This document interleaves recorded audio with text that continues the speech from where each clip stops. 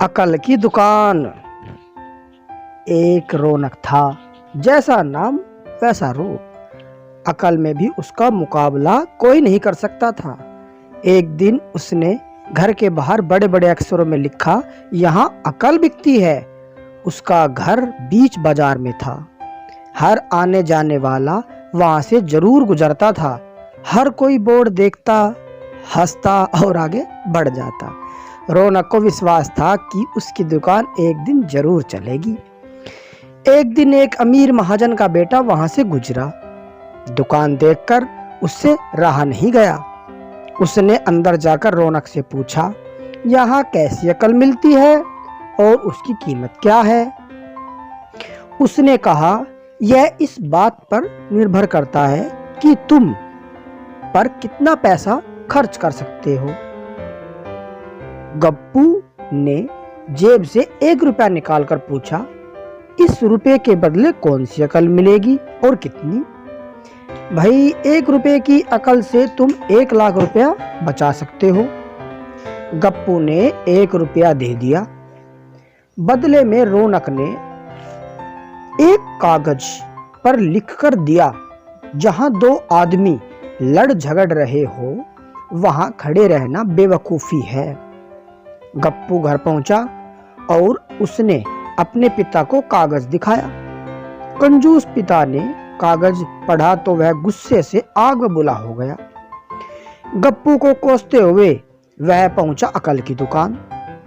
कागज की पर्ची रौनक के सामने फेंकते हुए चिल्लाया, वह रुपया लौटा दो जो मेरे बेटे से तुमने लिया है। रौनक ने कहा, ठीक है, लौटा देता हूं, लेकिन मेरी एक शर्त है, तुम्हारा बेटा मेरी सलाह पर कभी अमल नहीं करेगा।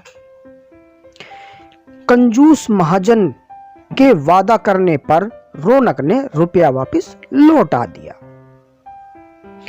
उस नगर के राजा की 2 रानियां थी। एक दिन राजा अपनी रानियों के साथ जोहरी बाजार से गुजर रहा। दोनों रानियों को हीरो का एक हार पसंद आ गया। दोनों ने सोचा, महल पहुंचकर अपनी दासी को भेजकर हार मंगवा लेगी। संयोग से दोनों दासियां एक ही समय पर हार लेने पहुंची।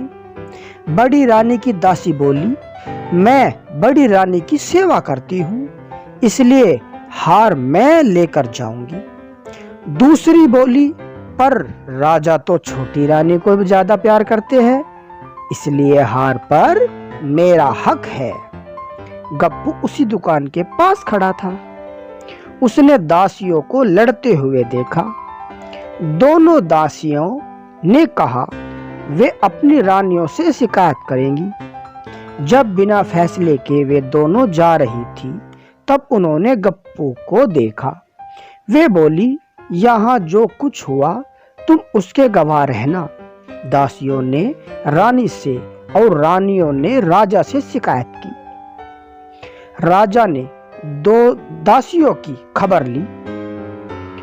दासियों ने कहा, गप्पू से पूछ लो, वह वहीं पर मौजूद था।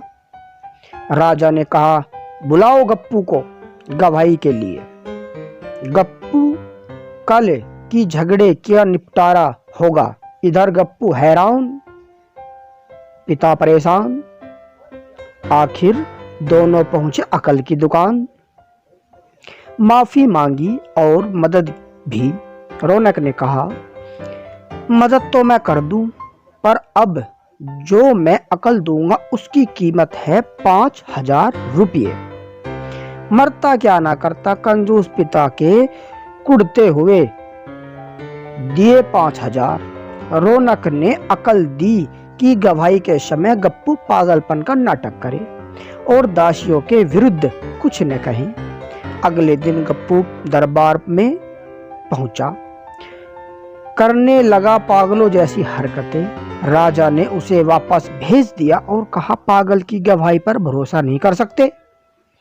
गवाही के अभाव में राजा ने आदेश दिया, दोनों रानी अपनी दासियों को सजा दे, क्योंकि यह पता लगाना बहुत मुश्किल है कि झगड़ा किसने शुरू किया। बड़ी रानी तो बड़ी खुश हुई, छोटी को बहुत गुस्सा आया।